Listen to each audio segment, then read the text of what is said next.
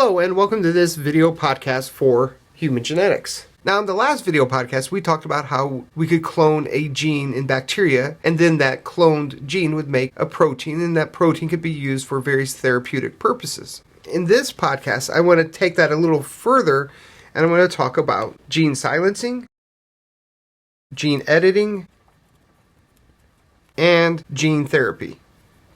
All three of these are different ways that we can alter the expression of a gene. I want to begin by reminding you of our good friend from the past, the central dogma. So remember, the central dogma starts with DNA.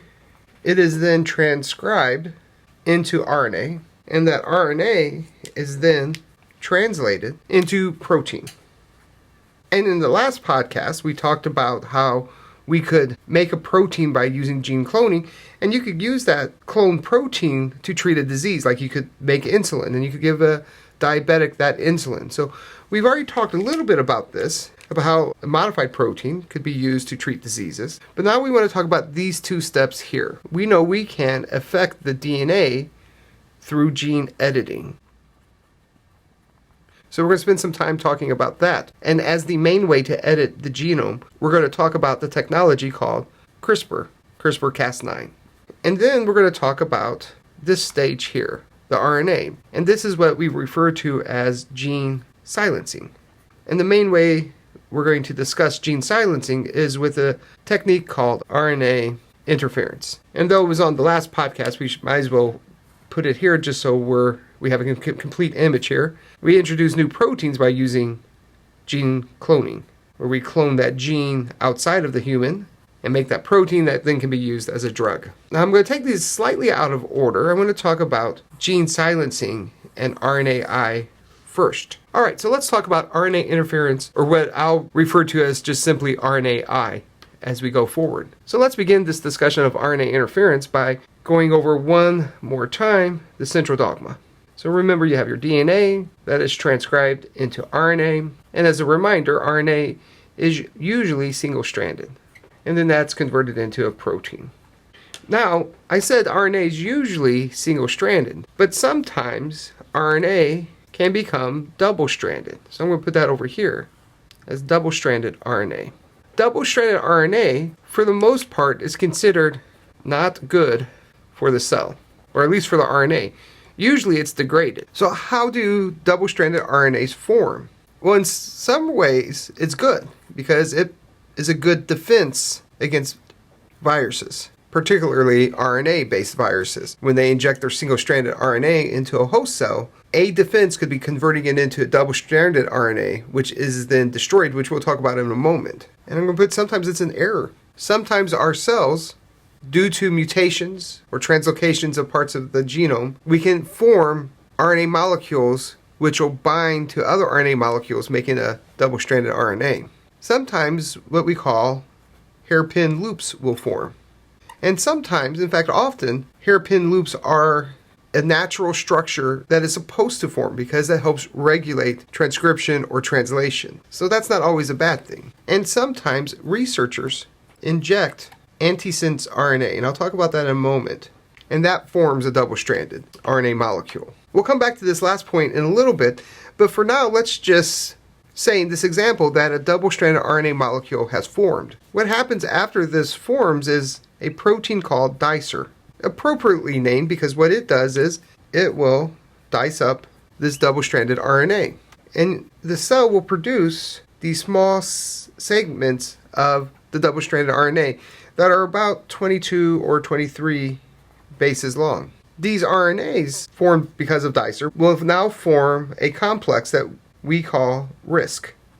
RISC stands for RNA Interfering Silencing Complex. Essentially, it is this protein with, essentially this RISC complex here is this protein that contains a single strand of the RNA, of this 22, 23 bases. What it will do now, though, is bind to a mature messenger RNA, one that isn't double-stranded, and when it binds to this mature RNA, it will degrade it using various nucleases. So this gets chopped up and degraded. And so we say it's gene silencing because it silences this gene.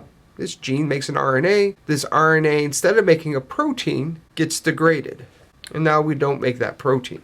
Now I want to come back here to this fourth point down here on the bottom. And I'm going to keep this here so we can refer to it. So I'm going to try to take advantage of our last little space here. But let's say that this gene here has a mutation in it. And let's say that mutation produces a protein that is now an oncogene. Remember, in a past podcast, many podcasts ago, we said oncogenes can cause cancer. So it'd be real nice if we could shut this gene down.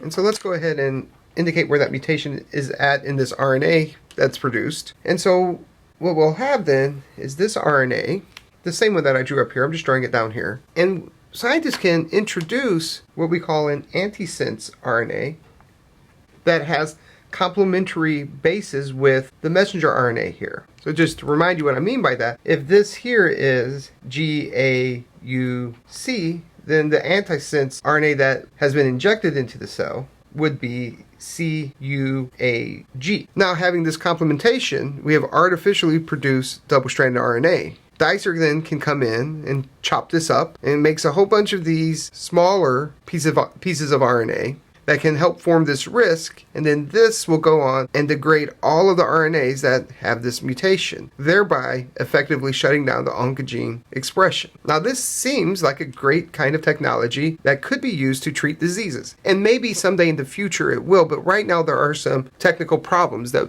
I just want to list a few of them. And I'll put them over here. RNAi problems. And when I say problems, I just mean problems associated with using it for some sort of therapeutics. Right now there are some side effects, particularly to the liver. The liver tends to become inflamed because of producing all of these small RNA molecules. These antisense RNA molecules, or these short RNAs that are produced, have a short half-life. They don't last very long. So in order for this to work, you would have to constantly take this kind of injection or medicine, however it would be delivered. As of now, it's pretty costly, particularly if you're taking it a whole lot.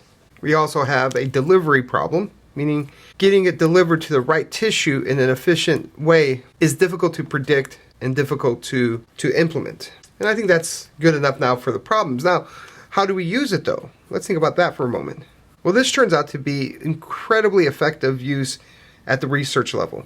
If I think a particular gene is linked to a disease, I can use RNAi in an experimental system in a model organism to see what the effects of silencing that gene is. And it can tell us a lot about how genes function. And in the end, that can tell us a lot about disease and how to treat human disease. So it's an incredibly valuable tool for research.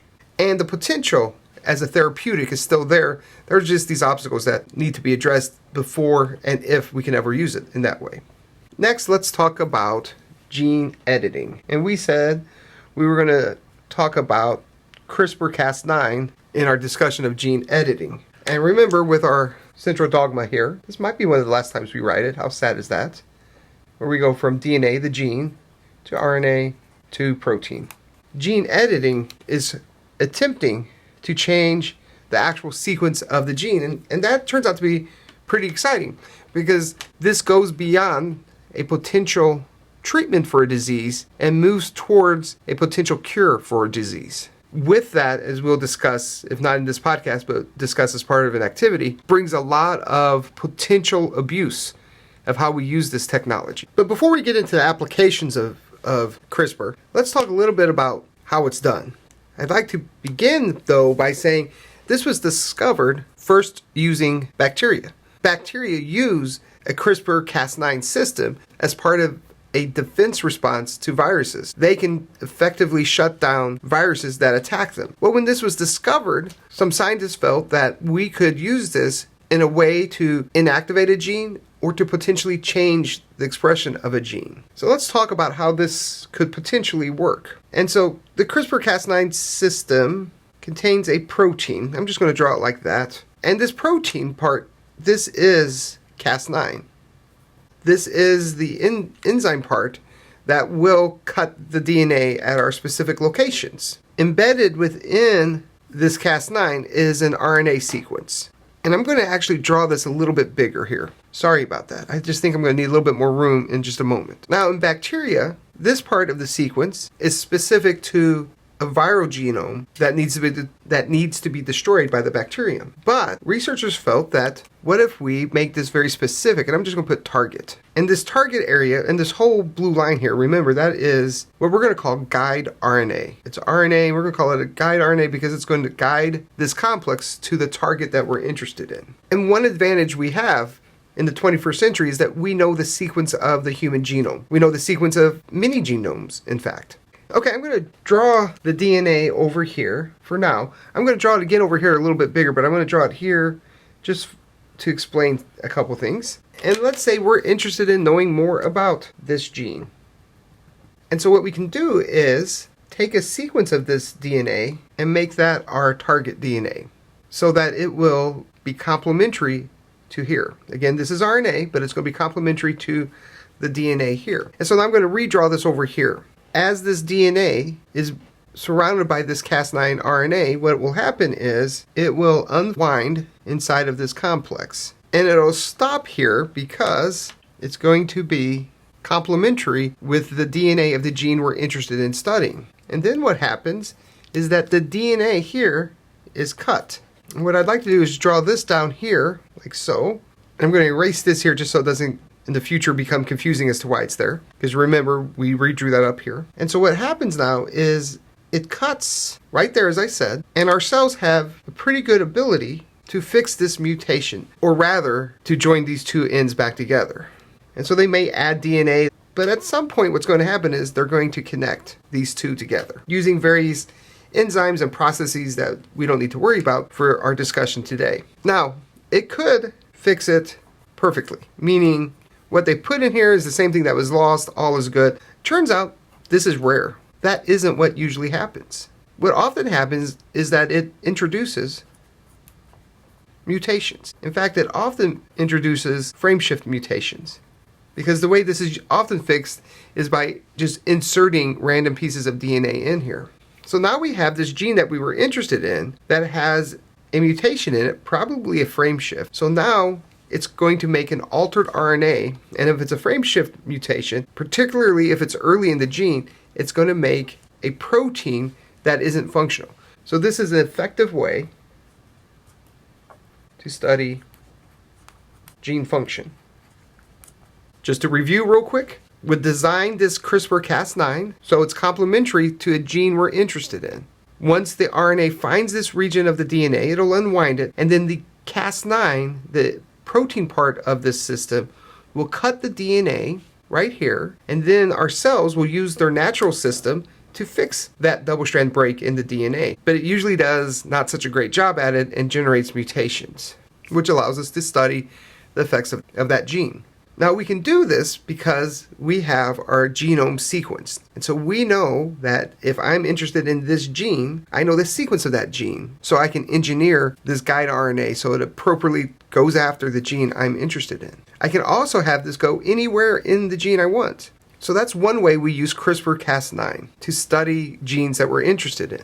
I'm going to talk about another way we could use this. In doing so, let's just make up a gene we're interested in here. And let's say this is the CFTR gene. And we know CFTR gene is the gene that is mutated in cystic fibrosis. Could we use a system like that, like this, to fix that mutation? Well, let's give it a mutation here. And we can design this guide RNA to be specific for this region of the CFTR gene. And it's going to be specific for that area that has the mutation in it, right there. So now when this DNA encounters this Cas9 system, again, it's going to unwind.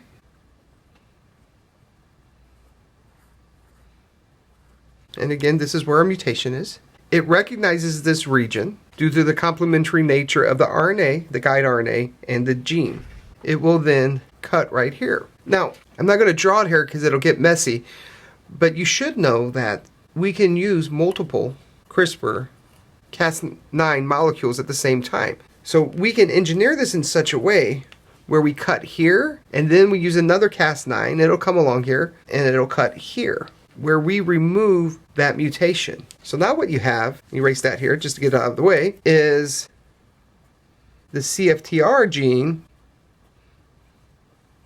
that we've just removed the mutation. Now, we still have the same problem we had before. If we don't do anything about it, these are just going to rejoin and you're going to introduce a new mutation, perhaps even a worse mutation. And we don't want that. So what you do as you introduce these CRISPR-Cas9 systems, you also introduce an unmutated sequence. The exact same sequence that was here before you cut it out, except the mutation is fixed. And you just artificially make this. And how you make it, how you insert it in the cell, don't worry about that right now. Just know that when we add this CRISPR-Cas9, we also add an unmutated copy of the DNA we just cut out. And we can engineer this so that it inserts right here, and in doing so, the CFTR gene that was mutated and could cause cystic fibrosis has now been fixed. So as I said before, we can use this system to do research. We can try to understand genes better.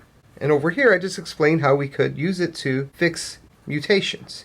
In line with these two things, recognize we can do this with any cell. We could do it with a stem cell. For instance, you could imagine taking bone marrow stem cells from a patient who had leukemia, fixing them in this way, and then returning those cells back to the patient. We could also do this in a zygote. You could create a zygote, and then once that zygote was made, you could change the gene sequence in here. And this is where we start getting into social concerns as well as ethics concerns. And we talked about this for last week, but certainly we can start thinking about modern day eugenics again.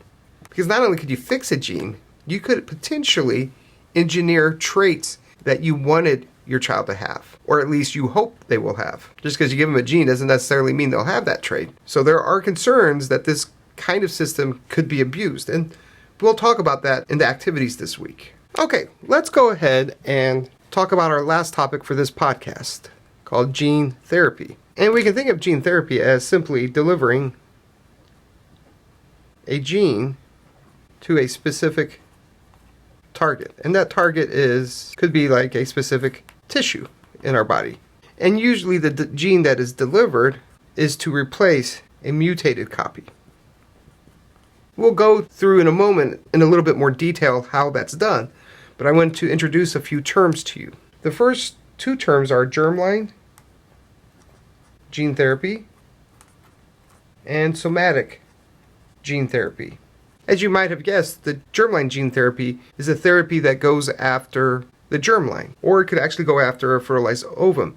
So germline gene therapy fixes mutations in a gamete or a zygote, a fertilized egg. Using this kind of approach, that means every cell in that next generation will have the fixed mutation. I should also mention that currently this is not done with humans. Somatic gene therapy fixes mutations in affected cells.